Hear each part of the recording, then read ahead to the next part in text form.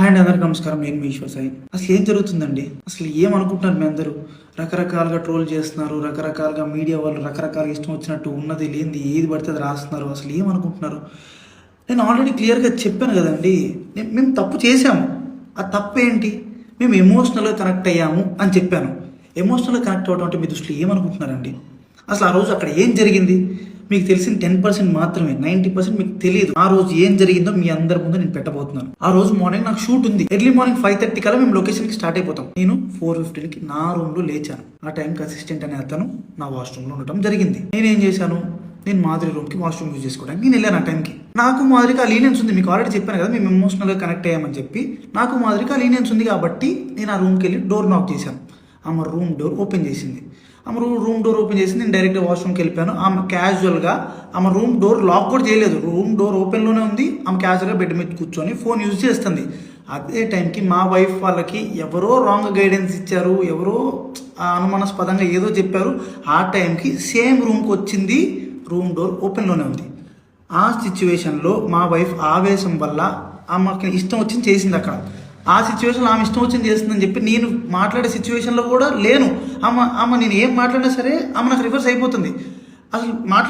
అసలు స్కోప్ కూడా ఇవ్వట్లేదు, మాట్లాడే గ్యాప్ కూడా ఇవ్వట్లేదు. ఆమె ఆవేశంలో ఏదేదో చేస్తుంది. ఆమె అనుకున్న రకరకాలుగా వీడియోలు తీస్తున్నారు, రకరకాలుగా బూతులు. మా వైఫ్కి ప్రీవియస్గానే నా మీద చాలా అనుమానం ఉంది. అక్కడికి వచ్చే టైంకి ఆ సిచ్యువేషన్లో ఇదంతా చూసేటప్పటికి ఆమె అనుమానం నిజమైంది అని ఆమె అనుకుంది. ఈలోపు ఆ వెనుకున్న వ్యక్తులు ఎవరైతే ఉన్నారో ఆ విషయాలని అతను ఎవరు నాకు కూడా తెలియదు. వెనుకున్న వ్యక్తులు అసభ్యకరంగా మాట్లాడటం నేను అప్పటికి ఆమెకు చెప్తున్నాను, ఆపుతున్నాను. గొడవలు కాదు, కొట్టుకోకండి, కూర్చొని మాట్లాడుకుందాం అని క్లియర్గా నా భార్యకి నేను సంజాయిసి చెప్పడానికి ట్రై చేస్తున్నా కూడా ఆమె వినే పరిస్థితిలో లేదు.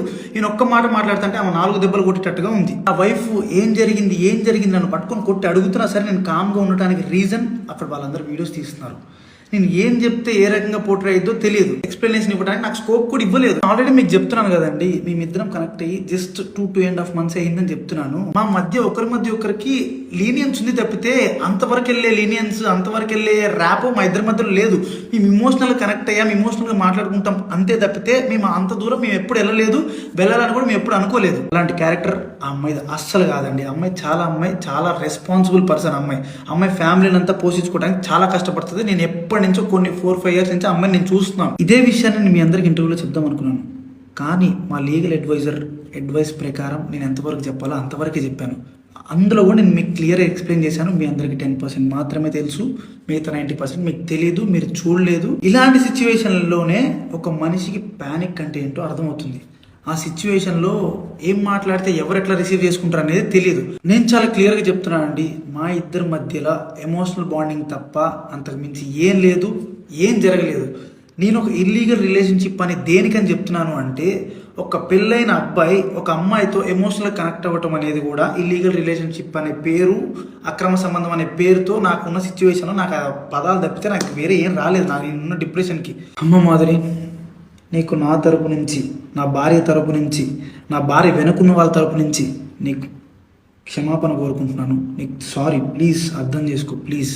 వాళ్ళకి ఏం తెలియకుండా వాళ్ళ నోటికి వచ్చినట్టు మాట్లాడినందుకు, వాళ్ళు వీడియో అప్లోడ్ చేసినందుకు, నీ మీద చేసుకున్నందుకు నేనైతే సారీ చెప్తున్నాను. సారీ. మీకు జరిగిన నష్టానికి మీరు ఏ శిక్ష చేసినా నేను అనుభవించడానికి రెడీగా ఉన్నాను. సో ఇంకా మీడియా పీపుల్ అందరికీ అండ్ మీమర్స్కి, ఇన్ఫ్లుయెన్సర్స్కి, ఇన్స్టా వాడుతున్న ఎవరెవరో కూడా రియాక్ట్ అయిన వాళ్ళందరికీ ఇంతటితో ఆపేయండి ప్లీజ్. మా లైఫ్ చాలా డిస్టర్బెన్స్ అయిపోయింది మీ వలన. ప్లీజ్ ఇంతటితో ఆపేయండి. పదే చెప్తున్నా, మేము చేసిన తప్పు ఎమోషనల్గా కనెక్ట్ అవ్వటం. ఆ ఒక్కటి తప్పు వల్లనే మీరు రకరకాలుగా పోర్ట్రే చేశారు, రకరకాలుగా జనాల్లో కన్వే చేసేసారు. ఇంతటితో ఆపేయండి ప్లీజ్.